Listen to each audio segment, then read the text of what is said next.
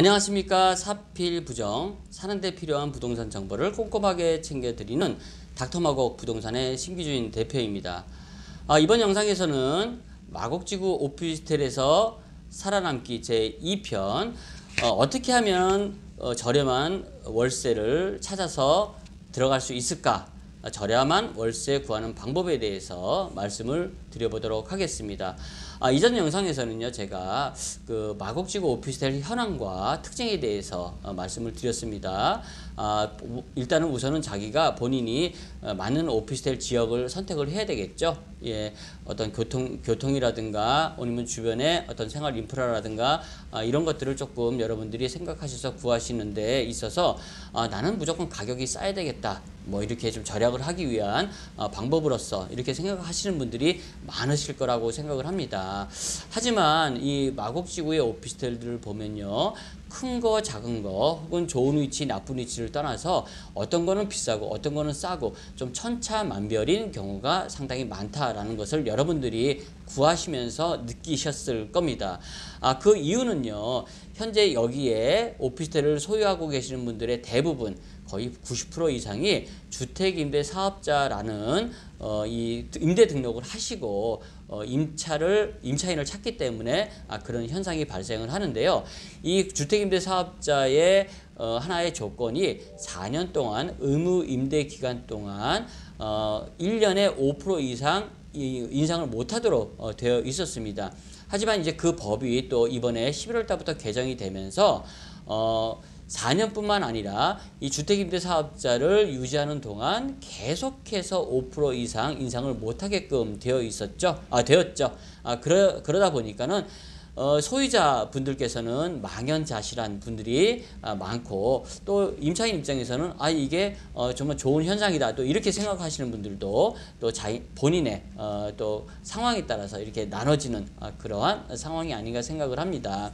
하지만 일단은 법이 바뀌었기 때문에 거기에 대해서 또 법을 지켜야 될 건 지켜야 되는 상황이다라고 보시면 될 것 같고요. 이게 그래서 처음 입주자가 싸게 들어갔으면 그 싼 거를 기준으로 해서 5%를 매월 매년 상승시킬 수밖에 없는 것이고요.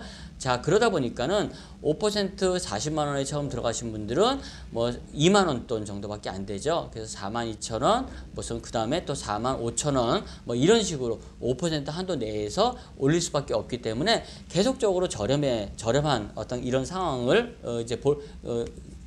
그 편의를 볼 수가 있는 것이죠. 하지만 이제 임대인 입장에서는 계속적으로 싸게 줄 수밖에 없는 그런 또 억울한 심정이 반대적으로는 있습니다.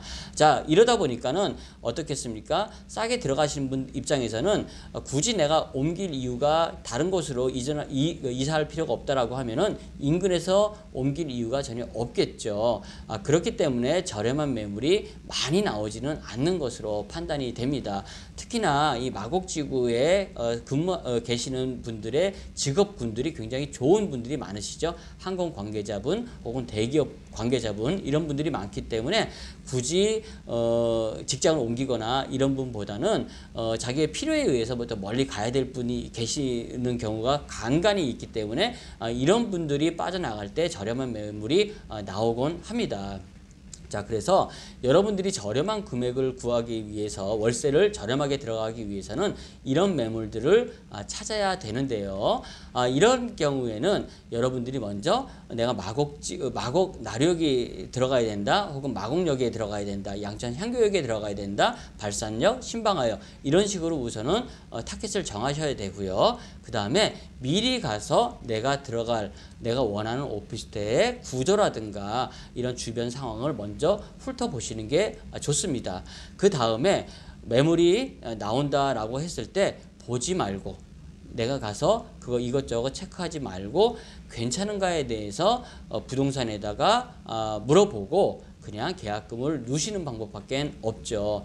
꼭 이런 분들이 계시죠. 내가 가서 확인하고 바로 계약할게요 해서 뭐 다음날 가거나 아니면 오후에 가거나 갔더니 벌써 계약이 됐다라고 한 이야기를 듣는 경우가 많은데요. 이렇게 발빠르게 움직이시는 분들이 상당히 많기 때문에 이러한 놓치는 경우가 상당히 많습니다.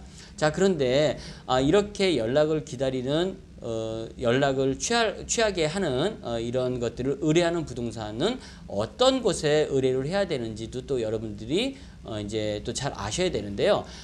그거에 대해서는 또 다음 편에 한번 말씀을 드려보도록 하겠습니다. 자, 오늘은 여기까지 하고요. 다음 편에 또 부동산에 어떻게 의뢰를 해야지 또 이렇게 싸고 좋은 오피스텔을 구할 수 있는지에 대해서 이야기 드려보도록 하겠습니다. 오늘은 이상 마치도록 하겠습니다. 감사합니다.